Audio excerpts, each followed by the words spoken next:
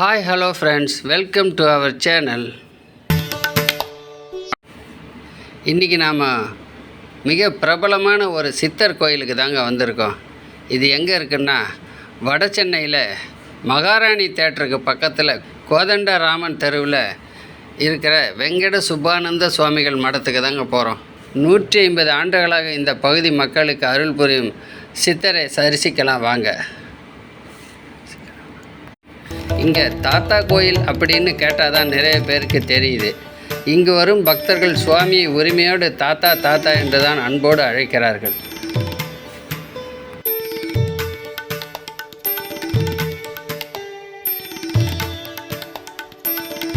இன்னும் நம்ம சேனலுக்கு சப்ஸ்கிரைப் பண்ணலைன்னா இப்போ உடனே சப்ஸ்கிரைப் பண்ணுங்கள், ஷேர் பண்ணுங்கள், கமெண்ட் பண்ணுங்கள்.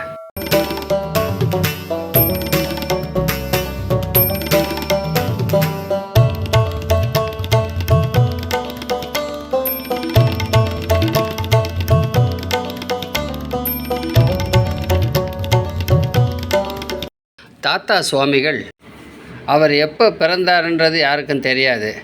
ஆனால் அவர் எப்போ ஜீவ சமாதி அடைஞ்சாருன்றது அவருடைய ஜீவ சமாதி கோயிலில் எழுதி வச்சுருக்காங்க.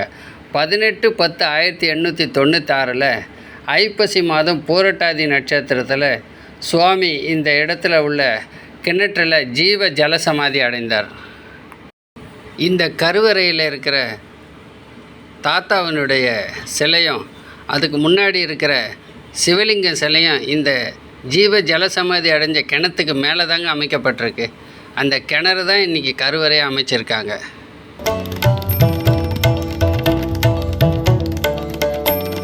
தாத்தா சுவாமிகள் பூர்வாசிரமத்தில் செங்கல் சாமியார் என்றும் அழைக்கப்பட்டார். அதற்கு காரணம் 150 ஆண்டுகளுக்கு முன் பிரிட்டிஷ் ஆட்சி காலத்தில் இந்த பகுதியில் நிறைய செங்கல் சூளைகள் இருந்தன. சுவாமிகள் நடந்து செல்லும்போது நிறைய மாட்டு வண்டிகளில் செங்கற்கள் அடுக்கப்பட்டு விற்பனைக்கு செல்லும். ஏதேனும் ஒரு மாட்டு வண்டியில் உள்ள செங்கற்கள் சிலவற்றை சுவாமிகள் எடுத்து வந்து விடுவார். இவர் செங்கற்களை எடுத்த மாட்டு வண்டியில் உள்ள செங்கற்கள் மிக விரைவாக நல்ல விலைக்கு விட்டுவிடும் என்று செங்கல் வியாபாரிகள் நம்பினார்கள். அதனால் இவர் நமது வண்டியில் செங்கலை எடுப்பாரா என்று அவர்கள் காத்திருந்தார்கள். இதனாலேயே இவருக்கு வியாபாரிகள் செங்கல் சாமியார் என்று மக்களால் அழைக்கப்பட்டார். அப்படி எடுத்து வந்த செங்கற்களை இவர் இந்த கிணற்றுக்கு பக்கத்திலேயே அடுக்கி வைப்பார்.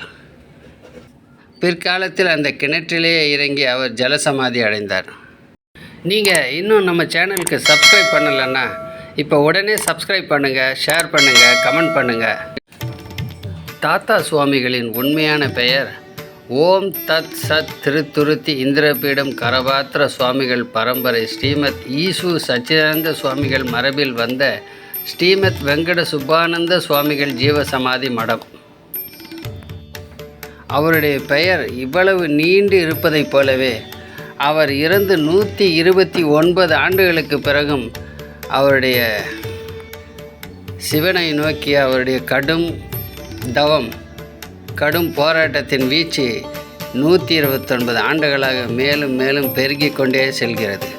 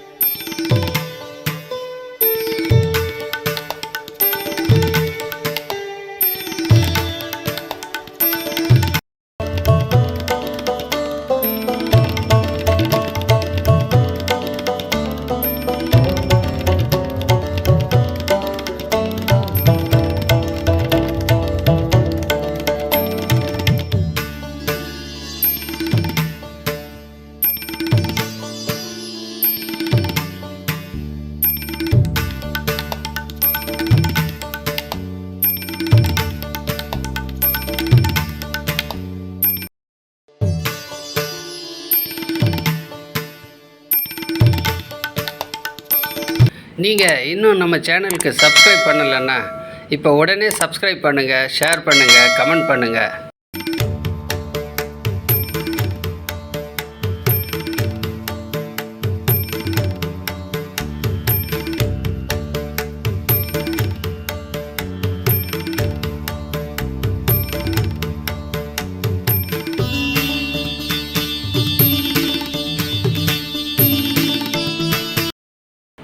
தாத்தா கோவிலில் பிரார்த்தனைகள் மட்டுமே செய்யப்படுகின்றன.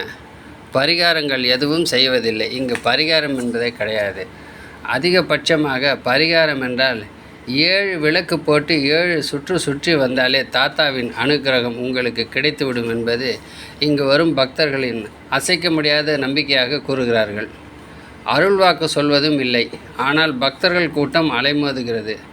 நாம் விசேஷமில்லாத நாட்களில் சென்றதால் இந்த அளவு பக்தர்கள் இருக்கிறார்கள். வியாழக்கிழமைகள் இங்கு நிற்கக்கூட இடமில்லாத அளவுக்கு இங்கு பக்தர்கள் குவிகிறார்கள். தாத்தா சாமியின் விருப்பம் இருந்தால் மட்டுமே இந்த ஜீவ சமாதிக்கு வர முடியும், தாத்தாவை காண முடியும். பெரும்பாலான பக்தர்கள் தங்கள் கனவில் வந்து தாத்தாவை தரிசித்ததாக கூறுகிறார்கள். தினமும் மதியம் அனைவருக்கும் கோயில் சார்பில் அன்னதானம் வழங்கப்படுகிறது.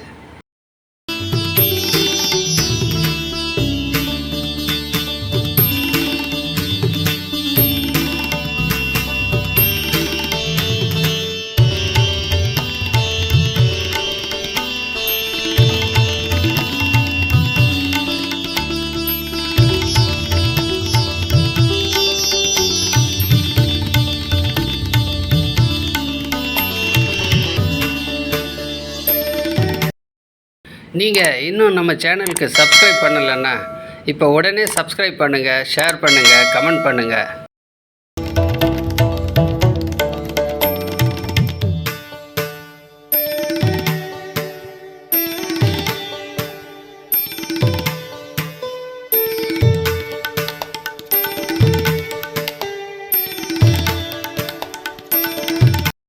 ஸ்ரீமத் வெங்கட சுப்பானந்த சுவாமிகள் தனது திருக்கரங்களால் அன்னதானம் செய்யும் காட்சி.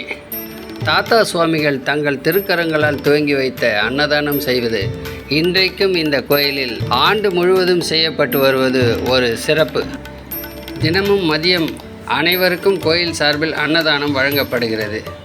இதை வெறும் அன்னதானமாக மட்டும் நினைக்காமல் இந்த உணவு பெரிய மருந்தாக நினைத்து உண்டால் எப்படிப்பட்ட நோயாக இருந்தாலும் தாத்தா சுவாமிகள் தீர்த்து கொடுப்பார் என்பது இங்கு வரும் பக்தர்களின் அசைக்க முடியாத நம்பிக்கை.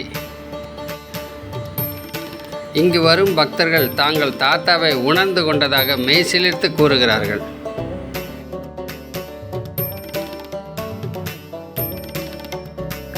இந்த ஆலயத்தில் அம்மனுக்குன்னு ஒரு தனி சன்னதி இருக்குங்க. அதை தரிசிக்கலாம் வாங்க. இதுதாங்க வாராகி அம்மன் கோயில்.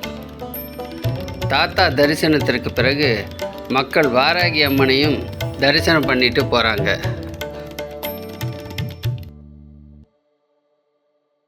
என்னதான் பல பரிகாரங்களை எல்லோருமே சொன்னாலும் உண்மையாக மனமுருகிய தாத்தாவை வேண்டியவருக்கு கண்டிப்பாக நினைத்த காரியத்தை நிறைவேற்றுவார் நம் தாத்தா அப்படின்னு இங்குள்ள பக்தர்கள் முழுமையாக நம்புகிறாங்க, உணர்கிறாங்க. ஓகே ஃப்ரெண்ட்ஸ், நாம் இன்னொரு வீடியோவில் மறுபடியும் சந்திப்போம்.